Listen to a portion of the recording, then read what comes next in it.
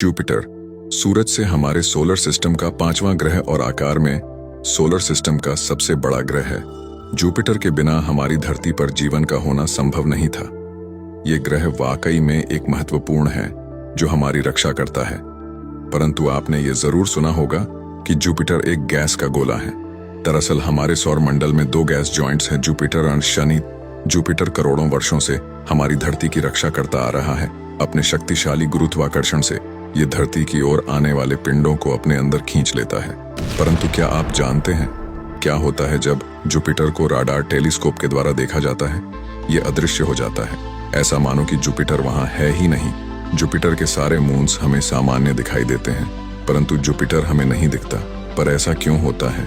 क्या जुपिटर पूरी तरह खोखला है? और क्या अगर हम इसके एक छोर से अंदर जाएं तो दूसरी छोर से बाहर आ जाएंगे?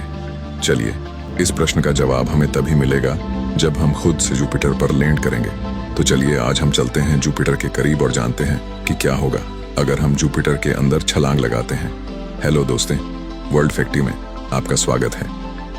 7 जनवरी सन 1610 को जब इटालियन एस्ट्रोनॉमर गैलीलियो गैलीली ने अपने टेलीस्कोप को जुपिटर की ओर केंद्रित किया, तब उन्होंने देखा कि जुपिटर के पास कोई 4 मून्स है जो कि जुपिटर का चक्कर काट रहे हैं। इससे गलियों को यह आभास हुआ कि हमारी पृथ्वी असल में केंद्र नहीं है, बल्कि अंतरिक्ष में प्रत्येक ऑब्जेक्ट एक दूसरे ऑब्जेक्ट का चक्कर लगाता है। जुपिटर आकार में बहुत ही बड़ा है।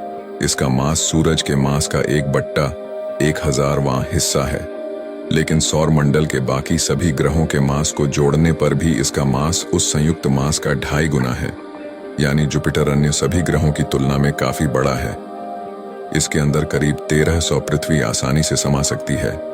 जुपिटर के इतने बड़े आकार और अद्भुत गुरुत्वाकर्षण ने हमारा ध्यान हमेशा से ही अपनी ओर आकर्षित किया है, परंतु इसे अच्छी तरह से जानने के लिए हमारा इसके करीब जाना बहुत जरूरी था। क्योंकि किसी भी वस्तु की अच्छी तरह से पढ़ाई करने के लिए उसे करीब से देखना बहुत जरूरी होता है। तो इसी वजह से मनुष्य भी जुपिटर को करीब से देखने की तैयारी में लग गए। और फिर फाइनली 18 अक्टूबर 1989 को गैलीलियो स्पेसक्राफ्ट को लॉन्च किया गया। वो स्पेसक्राफ्ट जिसे खास तौर पर जुपिटर को करीब से जानने के लिए बनाया गया था। 7 दिसंबर 1995 को गैलीलियो स्पेसक्राफ्ट जुपिटर के ऑर्बिट में दाखिल हुआ।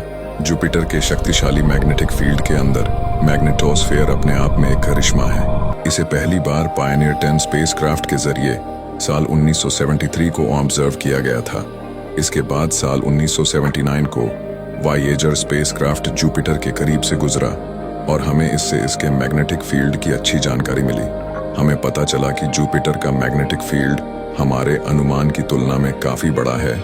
इसका मैग्नेटिक फील्ड सूरज की तरफ करीब 70 लाख किलोमीटर के रेडियस में फैला हुआ है और सूरज से उल्टे तरफ यानी इसके अपोजिट डायरेक्शन में करीब शनि ग्रह के ऑर्बिट तक फैला हुआ है। ये मैग्नेटिक फील्ड सूरज से आने वाले सोलर विंडस को रोकता है।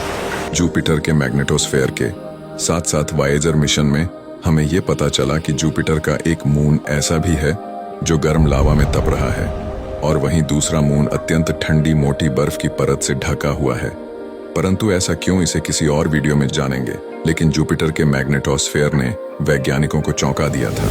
आखिरकार इस गैस के गोले में से इतने ताकतवर मैग्नेटिक स्टॉर्म्स कैसे उत्पन्न हो सकते थे?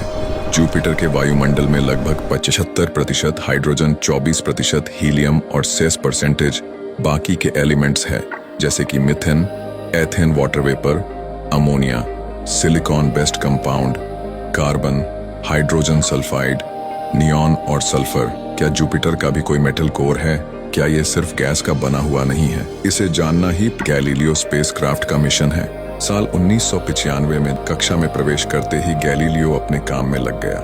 गलियों ने हमें जुपिटर के 4 बड़े चंद्रमा को, यूरोपा, गैनीमेड आयोग, कैलिस्टो को करीबी से दिखाया। इसके जरिए हमने जुपिटर के और भी अन्य चंद्रमा को भी देखा। वर्तमान में जुपिटर के पास 79 चंद्रमा है जिसे खगोलविदों ने खोजा है।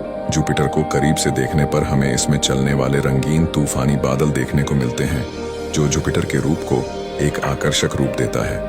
परंतु इस दैत्याकार ग्रह में यह तूफान देखने में जितने सुंदर लग रहे हैं, वास्तव में उतने ही खतरनाक और जानलेवा है। जुपिटर के बादलों में दिखने वाला ये ग्रेट रेड स्पॉट असल में एक दैत्याकार चक्रवर्ती तूफान है जो पिछले 350 सालों से जुपिटर के आसमान में चल रहा है।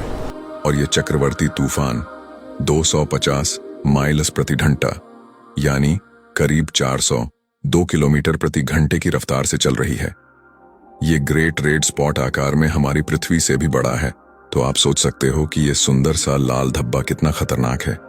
जुपिटर में ऐसे और भी छोटे रेड स्पॉट्स हैं। जुपिटर हमारे सौरमंडल का सबसे बड़ा प्लैनेट होने के साथ ही साथ सबसे तेज घर्षण करने वाला प्लांट भी है।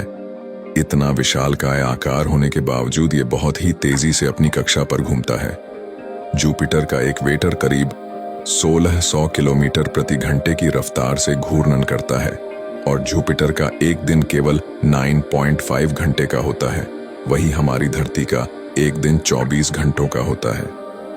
तो इसी से आप अंदाजा लगा सकते हैं कि जुपिटर उतना बड़ा होने के बावजूद कितनी तेजी से घूर्णन करता है।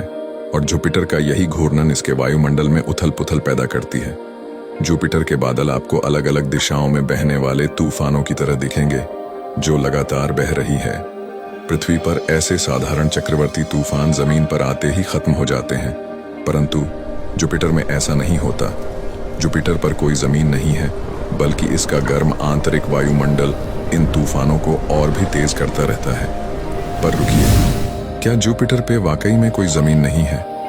हमने जुपिटर के बारे में आज बहुत कुछ जाना, परंतु अभी तक हम इसके अंदर नहीं गए, तो चलिए फिर चलते हैं इसके अंदर। साल 1989 को लॉन्च किया गया गैलीलियो स्पेसक्राफ्ट अपने 6 साल के सफर के बाद साल 1995 में जुपिटर की कक्षा में प्रवेश करता है।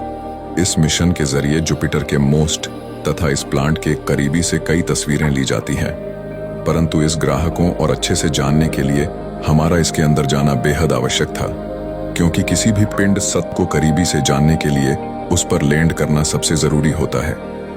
इसी वजह से हमारा भी इस पर लैंड करना बहुत जरूरी था, और यही तो गैलीलियो स्पेसक्राफ्ट का मेन मिशन था, जुपिटर के सतह पर लैंड करना।